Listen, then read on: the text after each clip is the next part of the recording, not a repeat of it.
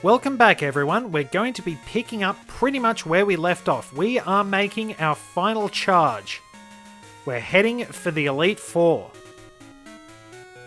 We only have a couple of opponents to battle. I don't think there's anything through there. So let's see what this guy has. It's been a while, I'm probably a little bit rusty. So he's got Victory Bell, pretty good Pokemon. Unfortunately, it just happens to be up against Torture.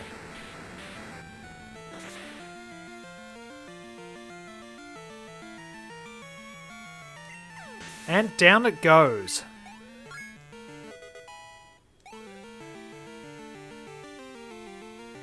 So, our next opponent is Kingler.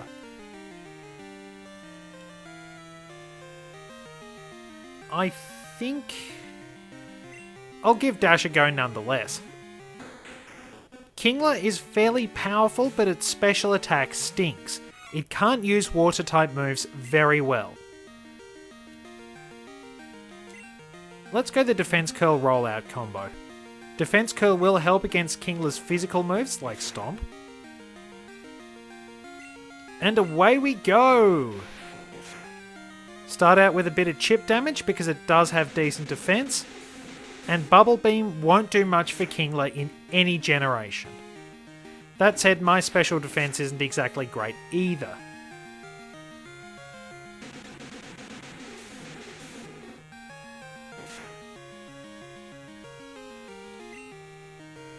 But we're still going to blitz on through. Kingler does have reasonable speed, it can get agility to bolster that. And Flareon, well, we're going to stick with this. We're faster than Flareon.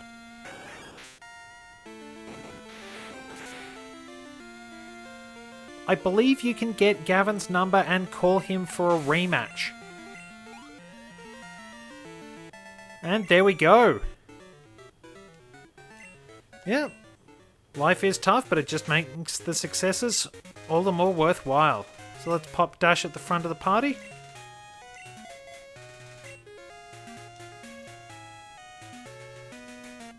And on we go. Starting to run short of opponents. One more there, and there's an item over there. So, let's see what we're up against.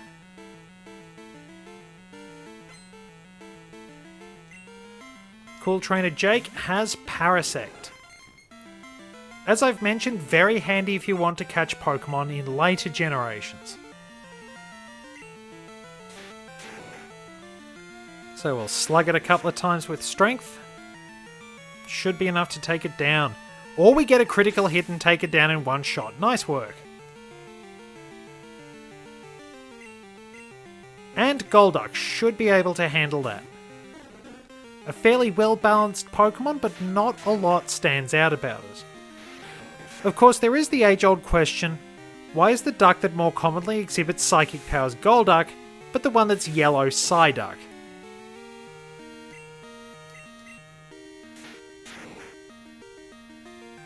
So once you've pondered on that for a little bit, we'll finish off this battle and Dash will grow to level 40.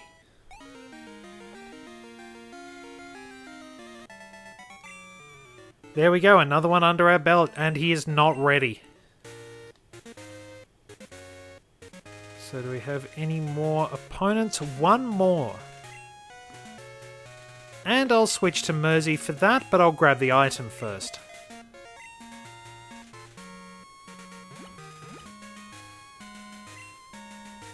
Max Elixir, very handy to have if you're basically doing a long run with no Pokemon centers around.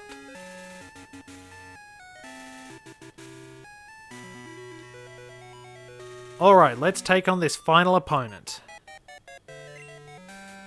And she lost to 3 question marks. He's still pushing to win at all costs. She has Rapidash. Good thing I put Mersey in front. Pretty strong Pokemon, Rapidash. Ponyta is quite strong as well. In fact, all of Ponyta's base stats go up by 15 points when it evolves into Rapidash. So it's fairly strong. Rapidash will be a bit stronger, but not overly so. And down in one.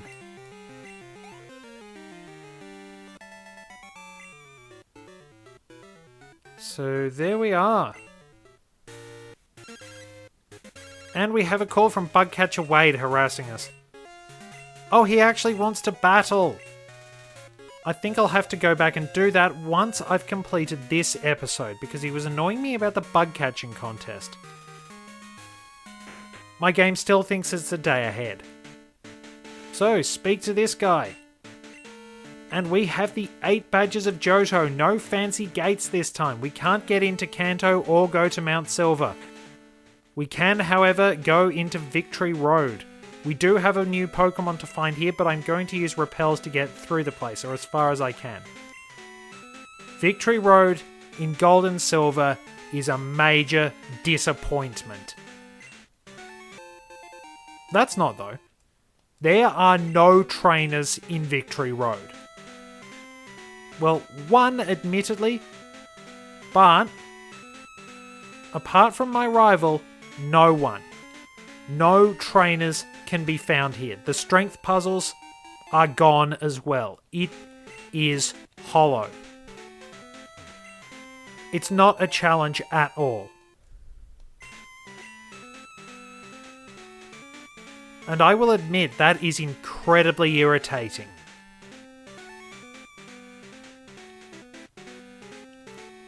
After I brought so much positivity in the previous episodes, we are up against a genuine flaw in the game. It's okay to critique genuine flaws. Be polite about it, but honestly, I still don't know why they did this.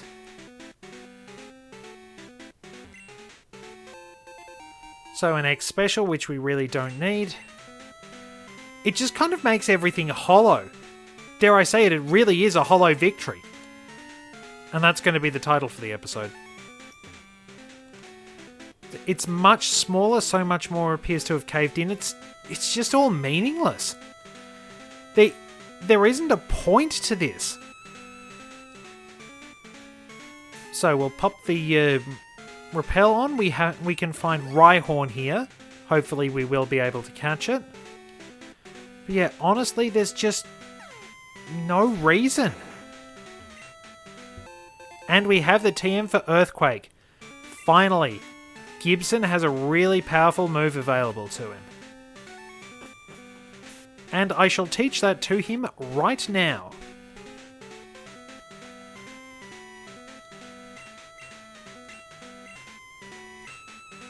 So yeah, Torture can learn it.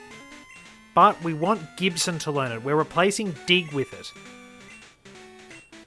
Now, it was alright in Generation 1 when Dig had the same power as Earthquake, and I do apologise for Gibson's moveset being a bit crap, but there's not really much I can do otherwise. Iron Tail. Can anyone learn Iron Tail? Dash can, Gibson can, Mersey can learn it? Righto.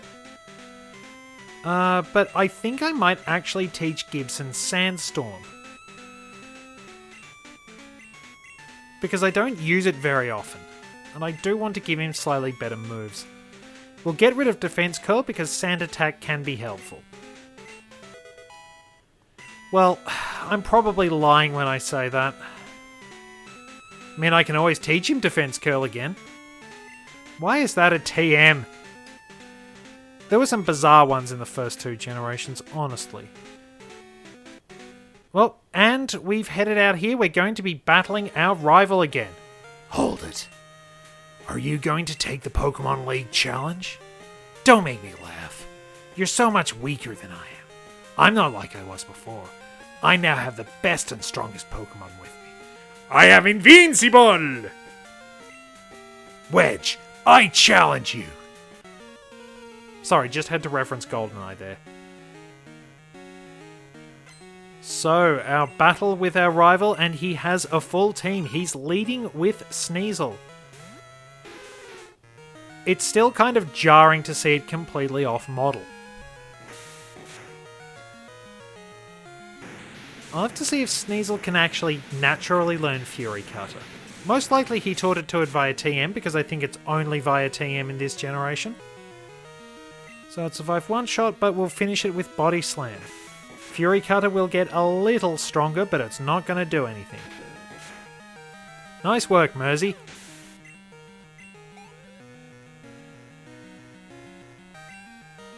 Magneton. This is Gibson's job.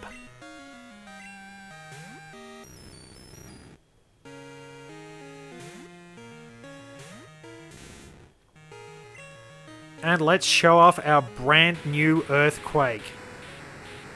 You might not be able to see, but it's pretty much just the screen spasming from side to side. Much better animations in the 3D games, honestly. For Alligator, this is Polari's job.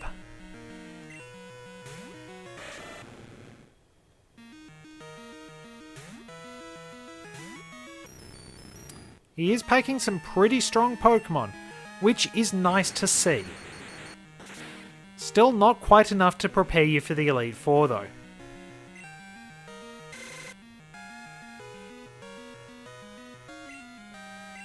Scary Face. Why has it still got Water Gun? Alright, it was a critical hit. It's still Water Gun.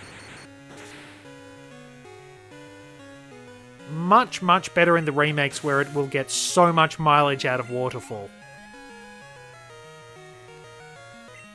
Alright, Haunter. This is Dash's turn.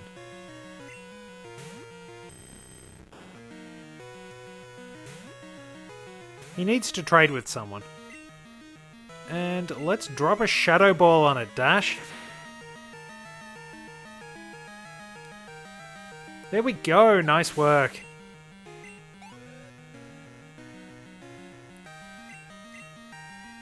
Golbat, let's see. Let's bring Mersey to the fore because she can use Ice Beam. And Polari's already level 40.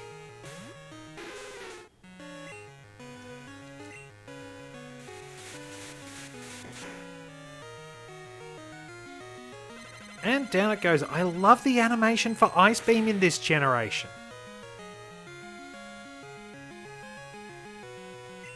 I was about to say that it looks really cool, but I would honestly have had to forfeit myself. I've probably lost enough credibility with that really, really bad pun I made with Cool Trainer Nick.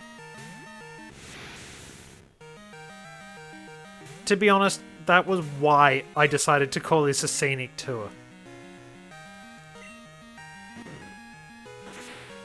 And Kadabra's paper-thin defenses mean it's going down pretty quickly. Of course, it wouldn't be until Generation 3 that you could get a good ghost type that could use Shadow Ball properly. And that was Banette. Dusclops sort of could, but its attack wasn't as great. I couldn't win. I gave it everything I had. What you possess and what I lack. I'm beginning to understand what that Dragon Master said to me. I haven't given up on becoming the greatest trainer. I'm going to find out why I can't win and become stronger. When I do, I will challenge you. And I'll beat you down with all my power. You keep at it until then. Well, he's actually starting to go through character development, and we have one more item to find somewhere along the way. So if we drop down here, head across and... Alright, so we have to go... Alright, we have to go up here, that's it. Yeah, you can tell it's been a long time.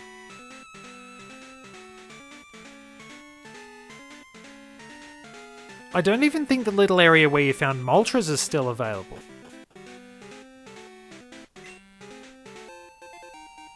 Well, worth it for a full restore. For now, let's just potter around, wait for the repel to wear off, and we'll find Rhyhorn. Hopefully, anyway.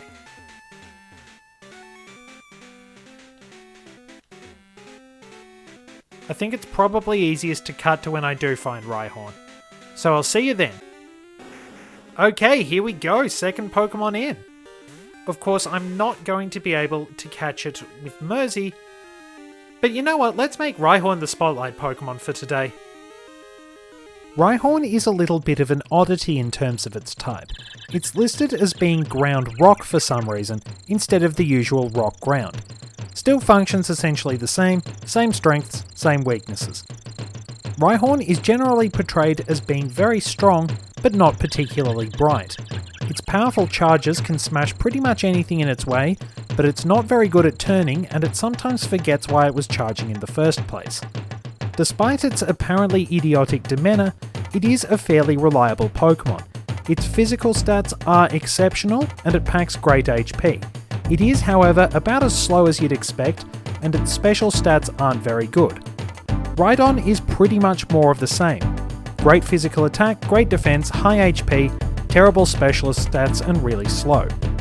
To be honest, I kind of forgot about Rhyperior because while it is a slight improvement in terms of stats, Rhydon holding an Eviolite is probably going to be a bit bulkier. Solid Rock is all Rhyperior has going for it in my opinion. Even though they level up fairly slowly and evolve late, Rhyhorn and Rhydon can be very good Pokemon, which will hit really hard and provide you with a good ally in the late game. Just be warned, they do have some pretty common vulnerabilities, so use them with care. Yeah, we might as well get something out of being here, so what's my best option? To be honest, I think Polaria is probably best because as far as I know, Rhyhorn doesn't naturally learn ground moves in this generation. It gets Stomp, but we can tank that, and I can slowly chip it down by using Sonic Boom. Judging by the looks of that, it will be very slow. It's at least 20 damage each time.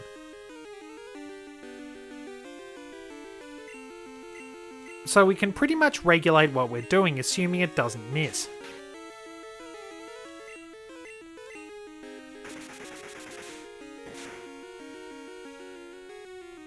Okay, well we're getting closer. It probably has over 100 HP, just.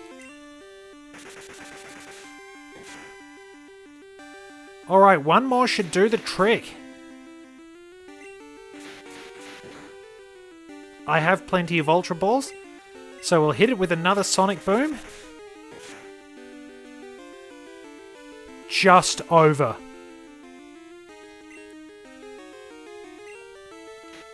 And now we will try and catch it.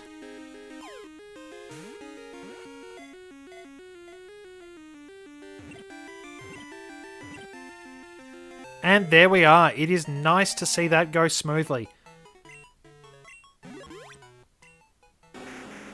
Rhyhorn, the Spikes Pokemon. It is inept at turning because of its 4 short legs. It can only charge and run in one direction.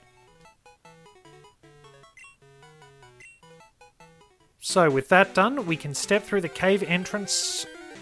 As I was trying to say, we can step through the cave entrance up here. And we are at the Pokemon League. So yes, let's heal my team. I'll get Farfetch'd out, I think. Though I'm not sure if I can actually fly back to Johto. Let's see. On some days I believe you can challenge your rival here too. I'll pop those up on screen.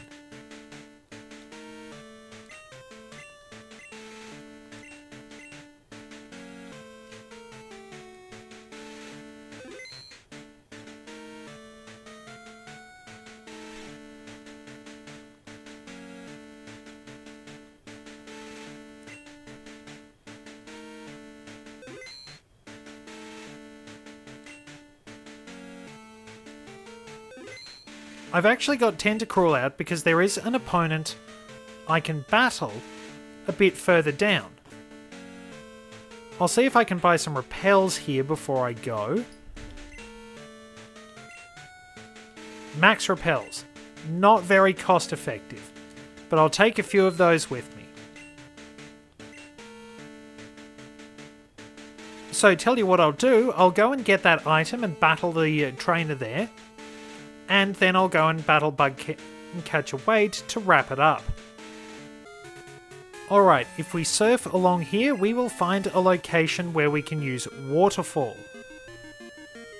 I mean Whirlpool, just here. So we use Whirlpool, and once the animation is done, we can cruise along and pick up an item. This is the TM for Solar Beam. And let's see who can learn it. I think Torture can learn it? No, Torture cannot learn it, damn it. I think Charizard is able to learn it, I'm not 100% sure, but Mersey can learn Dragon Breath, okay. We also have a trainer to battle, which I will do so. In case you couldn't tell, he's a bird keeper. It's either that or he's insane.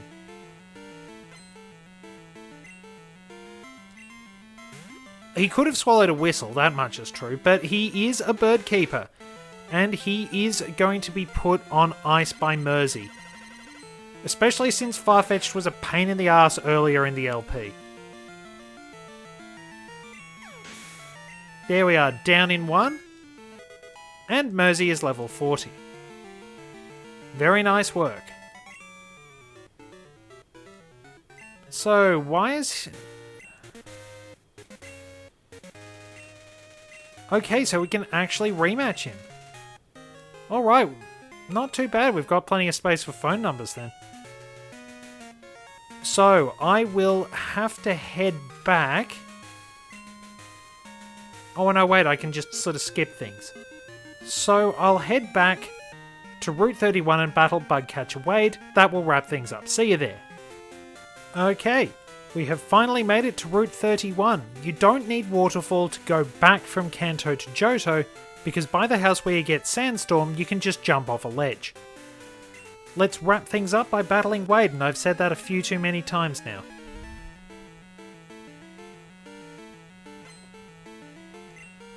So, Bugcatcher Wade has improved his team. He has Butterfree, but it's not a very high level. To be honest, I'm kind of regretting keeping him in the phone. Because Gibson's not going to get much out of this.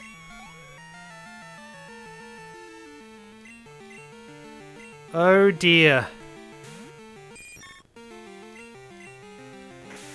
This is alright for training up lower level Pokemon, but eesh. I'm going to have to do some level grinding anyway. After all, I am a bit short from where I need to be. But once I've done that, I will be taking on the Elite Four. I'll take a little bit of time to get that ready, and then we'll be good to go.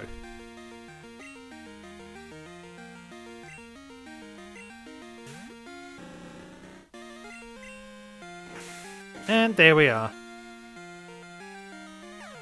Fairly disappointing end to an episode about a fairly disappointing Victory Road. Well, next time you see me, I will be taking on the Elite Four. Thank you very much for joining me, and I'll see you in the next installment of our scenic tour through the Johto region, where we get ready to wrap up the Johto portion.